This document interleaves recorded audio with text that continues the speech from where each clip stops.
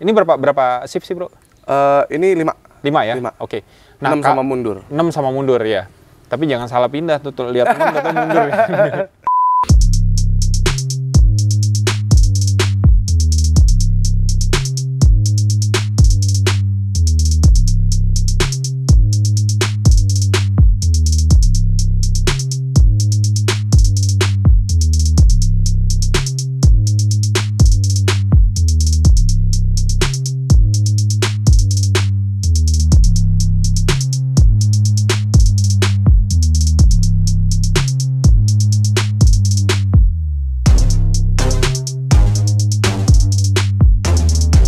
Oke, kembali lagi di channel KDRT dan kali ini kita ada di Popong Speed Corner ya. Yes, betul. Ya, nah di sebelahnya ini ada pembalapnya langsung, Deo. Anak yang punya bengkel. Anak yang punya bengkel sekaligus pembalap dari Popong Speed Corner. Yeah. Nah, Bro, gue mau tanya-tanya nih tentang pertama lo dulu memperkenalkan diri, terus kejuaraan apa aja yang lo ikutin, sama bengkel lo ini kayaknya kalau gue lihat semua tuh hampir kita bilang berapa persen ya? Hampir mendekati 100% isinya Mercy semua nih. Yeah. Nah, lo perkenalin diri lo dulu dong. Lo siapa dan lo ikut kejuaraan apa? Oke. Gua Deo Popong dari Popong Speed Corner. Yeah. Gua ikut kelasnya Mercedes One Make Race sama Euro 3000 Master. Oke. Bokap juga turun di balap sih, masih turun, dia umur 61. Dia masih ikut balap di kelas One Make Race juga, Mercedes One Make Race. Mercedes One Make Race. Yeah. Nah, oke. Nah, Bro, ini kan gini ya, kalau kita bilang nih, ini kan skupnya tuh kayak kalau mobil Mercy ini kayaknya orang-orang tertentu aja yang kalau nggak gemar-gemar Mercy banget, mungkin nggak akan ikut balapan Mercy. Betul. Gitu kan. Nah, awal mulanya kenapa sih lo bisa cinta dengan Mercy dan akhirnya lo memutuskan balap juga dengan mobil Mercy? Sebenarnya gue balap pakai Mercy itu karena emang bokap dari dulu udah pakai Mercy sih. Balapan? Apa buat hariannya? Buat harian, sama dia dulu pernah sekolah di Mercy. Oke, wah ini keren nih. Bokap itu sekolah di Mercy tahun 80-an. Oke. Balapnya pakai Datsun pertama. Oke. Karena strukturnya hampir sama lah sama Mercy katanya, kaki-kakinya gitu. Terus gue mulai balap itu dari tahun 2001. Gue go-kart. Setelah gue balap go-kart, sempat berhenti lama. Sampai 2013 lulus SMA tuh gue dikasih mobil Mercy. Bokap ngomong, udah lu balap deh. Bokap, lu balap deh. Pakai pertama gue kali balap itu pakai Mercy Boxer. Mercy 124 W124. Terus gue pakai 201 ini baru tahun 2015 ya. Gue ganti 190 Oke, nah bengkelnya sendiri berarti dari tahun berapa nih? Bengkel bokap itu dari tahun 92. Oh, udah lama banget ya. Dan bokap itu 92. Tahun 96 itu sempat di Abdul Majid. 98 itu pindah ke Fatmawati, 2004 tuh pindah ke rumah. Pindah ke sini ya, Cibubur ya. Cibubur. Nah, ini berarti kan bokap ini memang kalau kita bilang nih spesialis engineer untuk Mercedes. Ya kan? Nah, ini berarti kan sebuah keuntungan buat lo nih. Yang ibaratnya orang ini kan susah banget, Bro, mencari engineer yang sesuai sama karakter bawa. Nah, kelebihan lo di sini adalah selain lo memang punya passion dan lo juga punya kemampuan untuk balapan, tapi lo juga menemukan engineer yang bokap sendiri nih. Jadi apa yang lo mau itu bisa langsung ditransfer sama bokap lo untuk dibikin jadi sebuah mobil balap yang bisa kompetitif lah di balapan gitu kan. Nah, sedangkan kalau kejuaraannya sendiri, Bro, ini kalau kita lihat nih kan di belakang nih ada 3 mobil balapnya yang diikutin nih. Ini ikut kejuaraan apa aja? Yang bokap pakai W202, C-Class basicnya, ikut di kelas Mercedes One Make Race, kelas SC6 Sport. SC6 Sport itu sebenarnya sama mobil gue yang ini sama aja sih, cuman bedanya bracket time. Bracket time itu gimana tuh? Bracket time, misalkan waktunya lebih dari 154, dia masuknya ke kelas gue. Lebih kenceng dari 154 itu masuknya ke kelas gue. Kayak dibilangnya kalau sama anak-anak Mercedes One Make Race, SC Avantgarde ini tuh kelas paling atasnya lah. Banyak yang bilang kelas neraka juga gitu. Karena mobil-mobilnya udah full spec untuk proper untuk balap. Bokap masih ikut di kelas SC6 Sport yang waktunya masih di bawah 154. Gitu. Kalau yang gua ini udah SC Avantgarde sebutannya. Oke. Di kelas Mercedes One Make Race. Nah, di Mercedes One Make Race sendiri total itu ada beberapa kelas? Total di kelas SC-nya aja tuh ada 3 ya kalau nggak salah ya. Oke. Ada SC4 Sport juga yang 4 silinder. Yeah. Ada banyak sih sebenarnya. Ada banyak ya? Kayak ada yang injeksi standar, fuel disc masih fuel disc basicnya standar itu ada kelasnya juga. Oke. Nah bro, ini kan kalau kita bilang nih Mercedes nih, kalau gue kan dari dulu kan mainnya mobil Jepang ya. Jadi gue bener-bener buta nih tentang Mercedes. Nah, biasanya kalau kita mau jadiin mobil balap itu khususnya untuk engine, otomatis kan kadang kalau kita nih, kalau untuk mobil Jepang itu dimudahkan dengan banyaknya produk aftermarket yang bisa kita pakai. Beda sama balapan dulu. Mungkin balapan dulu tuh kita mesti ngulik gitu kan. Entah pistonnya pakai apa, yang dikawinin apa segala macam. Kalau sekarang kan dimudahkan dengan adanya produk aftermarket. Entah mungkin kita bisa mesen ke Carilo atau CP gitu-gitu kan. Nah, kalau sedangkan lo sendiri nih, itu lo masih ngulik untuk mengkombinasi mesinnya atau memang ada parts aftermarket juga yang bisa lo pakai? Sebenarnya ada bisa part aftermarket yang untuk gue pakai. Oke. Cuman kayak bokap masih mekanik lama kali ya. Oke, masih demen ngulik ya. Demen ngulik untuk iya. Pakai parts ini kali ya. Iya. Tapi semuanya yang gue pakai Mercedes. Semuanya Mercedes ya. Yang gue pakai Mercedes. Paling cuman ada yang buat kelas Euro tuh ada beberapa gue pakai BMW-nya. Oke. Emang itu parts BMW bisa dipakai di sini? Bisa.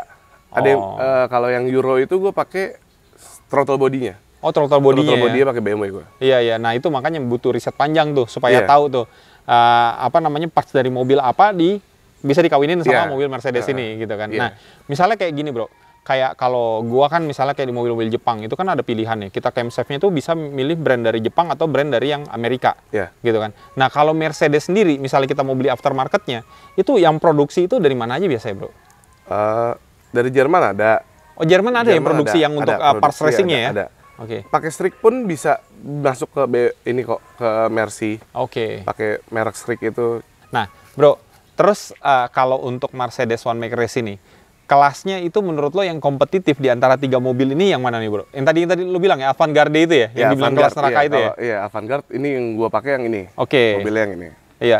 Nah, ini kenapa dibilang kelas neraka? Karena tadi banyak yang mobil-mobil jawara-jawaranya di situ ya? Iya, udah dijadiin dari satu di situ. Oke. Nah, ketika lo menghadapi sebuah kelas yang kompetitif, strategi apa yang biasa lo pakai untuk balapan? Biasanya ini kan kalau kita ngomong mobil nih, mungkin mobil hampir rata nih gitu. Nah, pasti kan setiap pembalap itu punya strategi-strategi khusus ya. Mungkin ya gue punya settingan yang seperti ini gitu supaya mobil ini yang di antara kompetitif ini gue bisa lebih unggul. Atau memang dari lo-nya yang punya persiapan khusus supaya bisa ngelawan mobil-mobil yang lain. Persiapan khususnya sih sebenarnya nggak ada ya. Cuman gue kayak kalau untuk itu gue cukup tenang untuk menghadapi situasi yang genting tuh kalau misalnya lagi balap tuh. Iya pasti kan nih. Kalau kita mau balapan tuh nervous pasti ada segala macam ya. Berusaha untuk cukup tenang. Oke. Nggak usah terlalu banyak pikir, ya jalanin aja. Oke. Yang penting finish, podium itu urusan yang di atas. Betul, setuju gua. Itu gue sepakat gitu kan. Yang penting nggak juga berarti kita nggak berusaha, karena yang namanya luck itu datang setelah kita berusaha, bener kan? Gitu. Bener. Tapi bukan berarti juga dalam artian kita berusaha kita bisa menyombongkan diri, gue udah pasti juara apa segala macam, enggak. Karena bukan itu kita yang nentuin nih kan. Kita cuma bisa nentuin bagaimana cara kita berusaha. Bener ya, Bro ya? Betul. Nih, waduh. Gripis nih. Nah, oke nih, Bro. Ini kita mau lanjut nih. Gua pengen ngintip dong nih spesifikasi mesinnya yang ada di 2 mobil balap lo ini nih. Oh, boleh. Gitu. Kan katanya ini lagi di overhaul ya? Iya, lagi di overhaul. Kita lihat yang ini nih. Boleh. Oke, Bro. Balik lagi. Gua biasa main mobil Jepang, jadi gue buta banget tentang Mercedes. Gue minta tolong lo jelaskan. Ini basic mesinnya ini. Ini mesin yang dipakai sama sasis mobil ini atau memang dipakai sama sasis mobil lain? Mobil lain. Enggak, ini mobil dari mobil lain. Oke. Gue dapat mesin ini tuh dari SL320. Oke. Iya, mobil SL320. Tahunnya gue nggak tahu, cuman ini mesin bekas SL. Iya. Intake udah gue ganti pakai 300 KTT. Oke. Punyanya S-Class, throttle body udah ganti, header gue udah bikin sendiri. Iya. Sebenarnya struktur dalam mesin ini tuh udah digado-gado juga sih. Sebenarnya pakai casingnya doang, Tapi semuanya pakai Mercy kok. Oke. Semuanya pakai Mercy. Suspensi udah ganti KW. depan, belakang pakai ISC. Berapa W ini, Bro? Satu, masih satu. One way ya? Oke. Nah, ini kan kalau kita lihat nih headernya ini rumit nih, Bro. Rumit. Ini ada hitungannya apa gimana, Bro? Kenapa headernya bentuknya tuh bet. Nah, ini gua bokap kurang tahu ya. Bokap yang bikin kayak gini katanya sih equal length. Oke. Apa bahasanya equal length ya? Jadi, panjangnya sama semua kalau dilurusin, katanya sih gitu. Kalau dilurusin panjangnya sama semua. Cuma kalau bentuknya nggak dibikin seperti itu, mau nggak mau space-nya pasti nggak ada ya. Betul. Akhirnya maka dibikin lah supaya bentuknya kayak kalau kita bilang tuh ada sih, Bro. Kalau mobil-mobil Jepang tuh apalagi B-series gitu kan. Kita beli misalnya dari Bisimoto, kita bilang itu model butterfly gitu. Gitu. Sama kayak model intake manifold kan bentuknya kadang begitu kan. Nah, terus ada juga yang produk Misimoto bentuknya ini begini juga nih, Bro. Ribet juga ya. Ngelingkar-lingkar gini juga nih, gitu. Nah, ini berarti ECU pakai apa, Bro? Gua pakai Speedtronic. Oh, pakai Speedtronic ya? Pakai standalone. Tapi bukan gua yang tuning. Iya. Yang tuning itu gua minta tolong sama Jurek. Minta tolong sama Jurek ya. Iya. Siap. Nah, ini kalau di atas dyno berapa horsepower nih, Bro? Ini mobil kemarin dyno di AHT dapetnya 190 wheel, on wheel ya? Gede berarti ya? Lumayan lah. Lumayan ya? Untuk yang kalau lu bilang tadi kombinasi dari masih parts Mercy yang ada di kita gitu kan? Belum pakai parts aftermarket? Belum. Berarti kalau ini dikulik lagi dengan parts aftermarket otomatis mungkin bisa naik lagi kali ya? Mungkin bisa naik lagi. Iya. Siap. Nah, Bro, kalau kayak gini, swap engine sama modifikasi engine Mercedes kayak gini, hambatannya apa aja sih, Bro? Ada kesulitan nggak, Bro, untuk modifikasinya? Kalau untuk mobil ini sebenarnya iya. Karena mesin ini terlalu gede kan? Mesinnya terlalu gede. Posisi engine mounting dia masih maju. Oke. Firewall-nya tuh, ini firewall gue bobok. Oke. Karena mesin kita mesti nyari center of gravity Iya, mesti nggak boleh terlalu depan banget ya. Kalau mesin ini asal dimasukin sebenarnya bisa. Oke. Tapi posisinya di depan banget, Chan. Iya. Gitu. Jadi yang ini gua modifikasi di ini, engine mounting gua rubah. Iya. Engine mounting gua rubah agak lebih mundur lah. Oke. Sekitar 20 cm. 20 cm ya? 20 cm dari posisi standarnya. Oke, makanya firewall-nya jadi dibobok juga ya? Iya. Oke. Nah, terus kalau dari suspensi, ini tadi suspensi depan pakai KW, belakang pakai ISC. Nah, ini lo pada saat nyeting itu, lo ada kesulitan nggak dari bobot si mesin ini untuk nentuin spring rate-nya atau kliknya kayak gitu-gitu? Enggak sih, gua sama ISC, gua pasang belakang, depan juga sekalian dibantuin untuk ngukur semuanya. Iya. Dibantuin sama Jope. Iya. Untuk ngukur suspensinya kayak gua kurangnya ini, gua nikungnya begini. Oh, Jope langsung ngerjain. Bantuin gua langsung dapat ya? Langsung dapat, alhamdulillah. Sampai sekarang untungnya gua juga balapannya nggak harus yang per seri harus setup kaki-kaki gitu loh. Jadi gua pakai ini 6 seri baru gua robah lagi. Oke. Masih bisa lah kalau misalkan kayak Jazz yang ITCR gitu kan. Iya, karena kan? Kenapa setiap seri nyari terus, karena balik lagi di masing-masing tim juga ngulik juga gitu. Karena kan gini, balik lagi kalau Mercedes mungkin, atau kita nggak bilang Mercedes deh, kita bilang balap-balap yang memang open untuk regulasi engine. Ya kan, kita bisa nyari di antara antara engine sama suspension, ya kan. Tapi kalau di balap WMR mesinnya nggak boleh diapa-apain. Mau nggak mau akhirnya suspensi ngulik banget. Nah, akhirnya yang mungkin di tim sebelah juga ngulik terus, mau nggak mau kita juga harus ngikutin. Kalau kita nggak ngikutin, kita nggak ketinggalan, karena mesin nggak bisa diapa-apain, gitu. Jadi, makanya kalau untuk balap Mercedes mungkin lo lebih dapat kemudahan, karena memang paling nggak bukan cuma suspension doang, gitu. Mesin masih bisa dicari, gitu kan. Nah, itu jadi sebuah keuntungan lo. Nah, sekarang kita ngomongin yang di belakang. Nih, Bro. Boleh. Gitu. Oke, Bro. Ini kita di sebelah mobil lo yang satu lagi nih. Ini turun di kelas apa tadi, Bro? Ini Euro 3000 Master. Euro 3000 Master. Oke. Best time-nya berapa nih, Bro? Dulu sempat latihan 147. Cuman yang keambil official time di Sentul, kemarin KTT 149. 149 ya? Oke. Nah, kalau mesinnya sama nggak sama mesin yang mobil yang satu lagi sama ini? Beda spek. Oh, beda spek. Tapi basic engine sama? Basic engine sama. Nah, apa beda speknya, Bro? Beda pistonnya dibedain. Oke. Sama flywheel-nya. Oh, sama flywheel-nya. Tapi lebih kencang mana? Lebih kencang ini. Lebih kencang ini. Nah, Bro, kita kan kita bahas tadi udah bahas mesin ya. tadi karena berhubung lo ngomongin flywheel, jadi gue pengen bahas gearbox. Kalau gearboxnya ini pakai gearbox apa, bro? Ini pakai gearboxnya W124 320 yang dogleg. Dogleg, jadi satunya ke bawah. Itu lebih enak untuk gua. Lebih enak untuk gua. Gua merasa nyaman dengan gearbox itu. Cuman kendala dari gearbox itu aja masuknya agak panjang. Nggak kayak quick shift gitu. Pindah giginya lebih agak panjang. Dia nggak short shift gitu lah. Iya. Pindah giginya nggak short shift. Jadi dan karena dia pakai clip, dia pakai clip itu, jadi pindahnya harus halus. Kalau nggak masuk paksa, nggak masuk, dipaksa, copot tuh klip nggak bisa pindah lagi. Oh gitu. Gue KDT yang kemarin itu kayak gitu, yang jadi ada kendalanya juga di situ ya? Ada kendalanya, itu masih belum ketemu sampai sekarang. Jadi mau nggak mau pindahnya harus, ya makanya harus tenang itu. Kalau misalnya kita panik apa gitu, nggak bisa. Iya. Kurang lebih sih gue kayak kemarin gue balap pakai Yaris ya. Yaris itu juga Yaris yang baru ya. Itu memang pindah giginya itu nggak bisa cepet kayak gue ketika balap pakai Jazz, bro. Kalau Jazz tuh lebih plek gitu, lebih dikit lah gitu. Padahal lu pakai quick shift juga. Short shift. Kalau Yaris nggak pakai short shift, memang cuma kalau gearbox close ratio. Gitu. Nah, kalau ini gearboxnya itu kalau diganti dengan tadi apa? Gearbox apa, bro? 124 320. 124 itu lo ngitung rasio juga nggak, bro? Kalau kayak gitu? Ini, apa nggak? Plug pasang aja? Ini plug pasang. Tapi yang dimainin di gardannya. Jadi finalnya ya? Finalnya. Gua nggak berani untuk ngebongkar gearnya dalam itunya, jadi ya yang gua rubah finalnya doang, gardannya. Nah, kalau gua balapan mobil Jepang nih ya, karena kan kita kebanyakan tikungan gua nggak tahu kalau mobil ini ya. Ini berapa shift sih, bro? Ini 5. 5 ya? 5. Nah, 6 sama mundur. 6 sama mundur ya. Tapi jangan salah pindah tuh lihat 6 atau mundur. Atau racing ya kan. Nah, kalau gue itu kebanyakan pakai kalau di Yaris atau Jazz itu pakai gigi 3 ketika kita belok. Nah, mau nggak mau karena kebanyakan pakai gigi 3 itu sinkronisnya paling sering kena.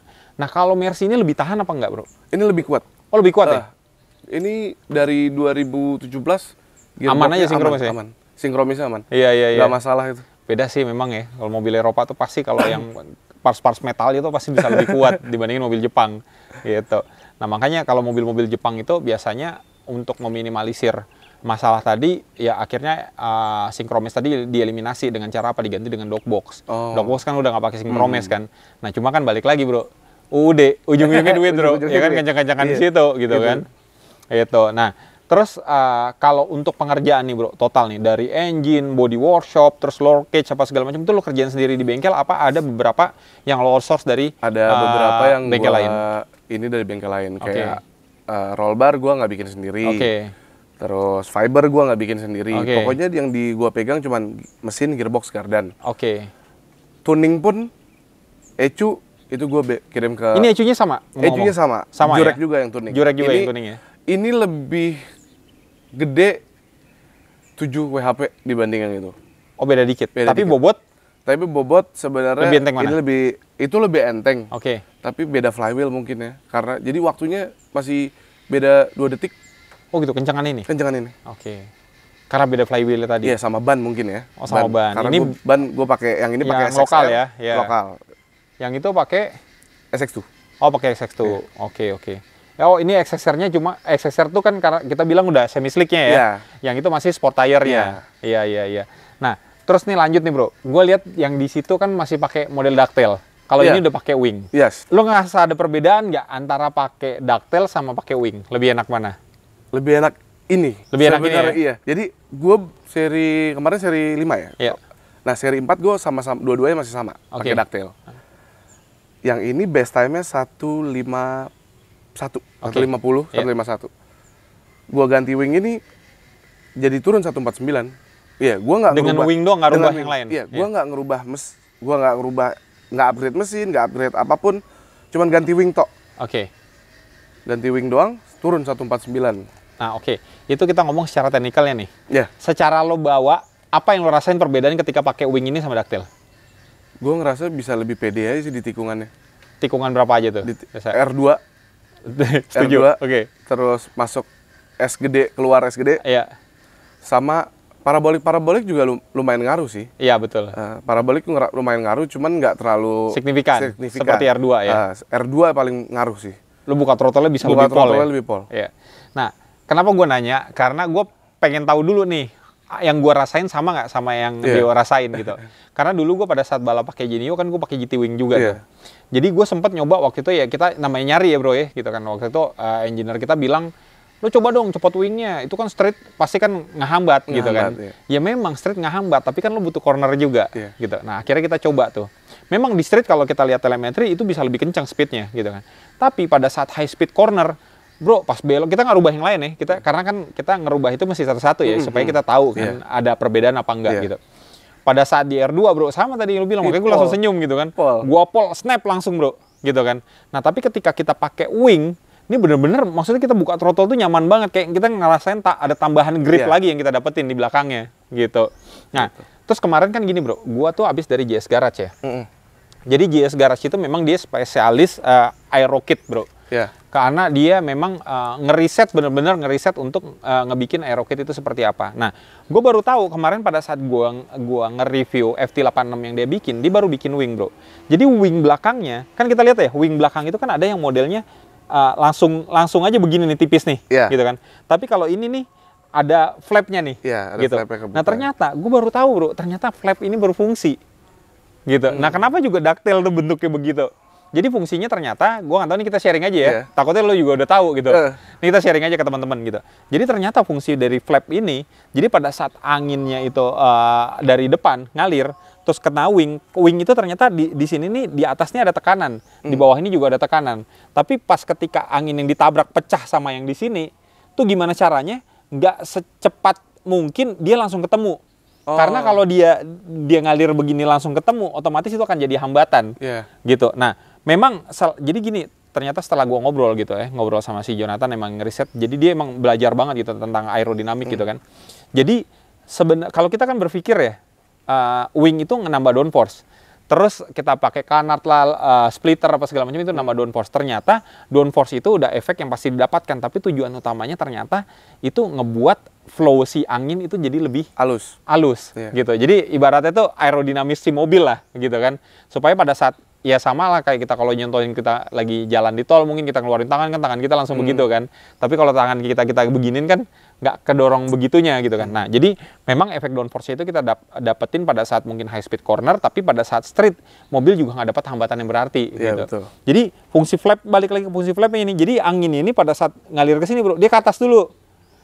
Nah jadi pada saat ini dia swirl anginnya, jadi nggak langsung nabrak antara atas dan bawah, gitu. Jadi makanya anginnya lebih lancar. Nah ini memang berfungsi nih ternyata nih. Cuman kayaknya kurang tinggi. Nah itu mesti dicoba sih. Gitu. Kayaknya gue mau rubah agak lebih tinggi lagi, coba sedikit. Ininya ya, kakinya ya. Kakinya doang. Iya. Mesti nyoba sih. Yang jadi masalah di kita itu kita nggak punya wind tunnel. Iya kan? Mungkin kalau kita mau lebih perfect itu kita pakai wind tunnel. Nah di JS Garage untungnya dia itu punya 3D scan sama dia punya software bro. Jadi walaupun nggak wind tunnel gitu. Iya, jadi disimulasiin walaupun nggak seperfect wind tunnel ya, tapi paling nggak simulasiin. Nah sama kalau kayak kita nonton Ford versus Ferrari itu bro. Nonton kan? Yang dia nyoba pakai, dulu kan juga nggak ada wind tunnel mungkin gitu. Benang-benang. Iya, dia pakai pita-pita kayak gitu. Dia lihat kan lari sini pakai teropong sampai sedetail itu gitu kan. Nah kalau kita mungkin ya mungkin walaupun nggak sedetail itu, tapi dari pembalap apalagi yang lo udah kenal karakter mobil ini pasti tahu perbedaannya antara pakai wing apa enggak. Nanti lo coba riset lagi dengan wingnya ditegakin, ditinggiin lagi, pengaruhnya seperti apa gitu. Nah bro, kita balik ngomongin bengkel nih. Bengkel ini lo spesial memang untuk kerjaan mobil lo sendiri, apa lo nerima customer juga dari luar? Gue nerima juga customer dari luar, tapi untuk kayak pengerjaan berat. Kayak misalkan swap engine, terus ganti gearbox dan lain-lain lah. Iya, bukan servis harian lah ya. Siap. Nah, terus ini kita lihat juga, ini mobil-mobil koleksi lo juga nih, Mercy yang bukan balap nih, standar.